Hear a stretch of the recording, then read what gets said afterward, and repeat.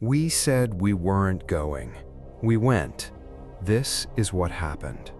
For those just finding this channel, this is the 5th video in a series that started with deleted footage and ended with us standing in a forest in Washington State at 2 a.m.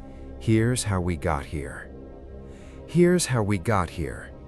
We told you we weren't going. We meant it at the time. Then two things happened.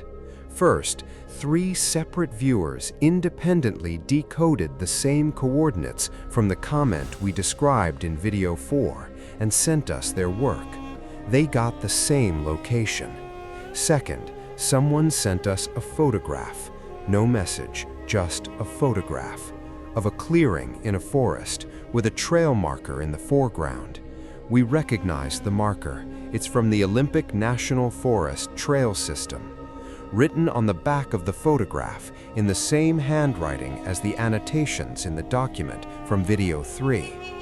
You're already late. I want to be honest about what we did and didn't do to prepare. We did tell 3 people outside this team where we were going and when we expected to be back. We did register our planned route with the Olympic National Forest Ranger Station under a slightly different stated purpose, because explaining we're following coordinates sent by an anonymous commenter connected to a series of paranormal internet mysteries is not something ranger stations handle well. We did bring 2 cameras, a backup audio recorder, and a satellite communicator. We did not tell our families the full reason we were going.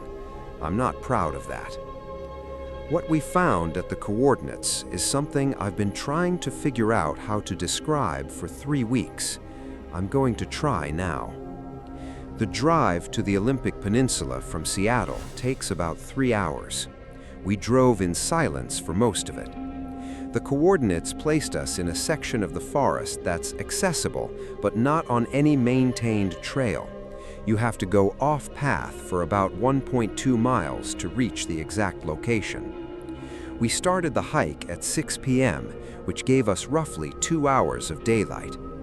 The forest in that part of Washington is dense, old-growth Douglas fir, some of them 200 feet tall, canopy so thick that even in summer, the light on the forest floor is dim and green and strange. At the 0.7-mile mark, my camera stopped recording. Not the battery. The battery indicator showed full. It just stopped. I restarted it. It ran for 40 seconds and stopped again. The backup camera, which my colleague was running simultaneously, continued without interruption. On the backup footage from that section, nothing unusual, just forest, just the 2 of us hiking. On my camera, in the 40 seconds it did record before stopping the second time, there is something in the tree line to the left of the trail. We've looked at it many times.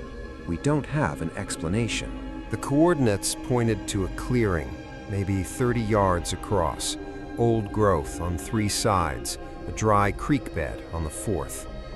We recognized it immediately from the photograph we'd been sent.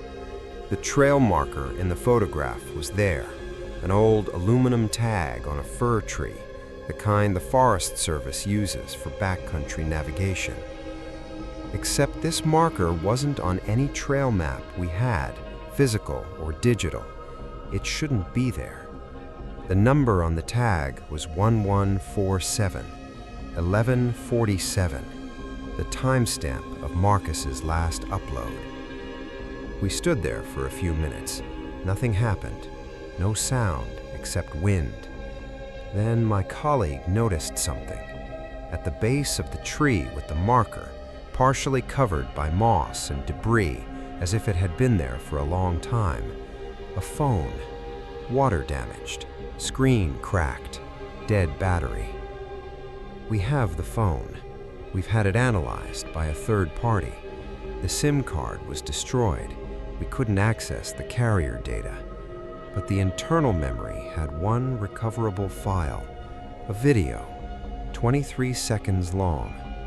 We are not going to show you that video tonight. not because we're withholding it for content, because we genuinely don't know if it's safe to share. We've shown it to 2 people. Both of them asked us separately and unprompted not to put it online. We're going to give it more time. What I can tell you is this: the video was filmed in that clearing, and it was filmed at night, and we were there at night, and the footage shows us. We were in the clearing for about 25 minutes. We documented everything we could. We were about to leave, and this is the part that I've rewritten 4 times trying to get right, when my colleague stopped. She was looking at the tree line on the north side of the clearing. She didn't speak. She just stopped moving. I asked her what she was looking at. She said very quietly, "There's someone standing there." I looked. I didn't see anything. I looked at the backup camera footage later. At the timestamp she stopped. There is something there, at the edge of the tree line, still, not moving. The camera couldn't resolve it clearly enough to identify what it was. It's there for 4 minutes and 12 seconds. Then it's not. We left. We didn't run. I want to be clear about that, because I think running would have been a different kind of choice. We walked back to the trail quickly and got to the car before full dark. On the drive back, neither of us spoke for the first hour. My colleague, who has been part of this channel since the beginning and who has never asked me to stop making a video, asked me to stop making this series. I told her I needed to think about it. I'm still thinking about it. What I know is this: something left that phone in that clearing, something that knew we would find it, something that filmed us before we arrived, and something that was there when we came to look. 3 weeks have passed since we were in that forest. I've thought about stopping. I've thought about what stopping would mean, whether it would change anything, or whether whatever is happening continues, regardless of whether we document it. I've decided to keep going, not because I'm brave, because stopping, at this point, is its own kind of answer, and I'm not ready to give that answer yet. The video from the phone is with a digital forensics specialist.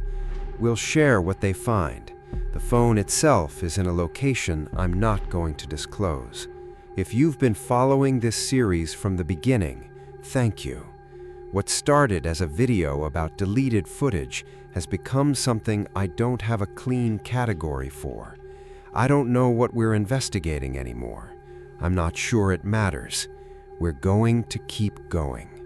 Subscribe, not for an algorithm, because if this series is what it's starting to feel like it might be, a record of something that's choosing to be documented, then the more people watching, the harder it is to make disappear. The next video goes somewhere different. We're not going back to the forest, but we found something in that phone's metadata, something that wasn't in the file itself, just in the data attached to it, that points to a different location, a different kind of place. We'll see you there.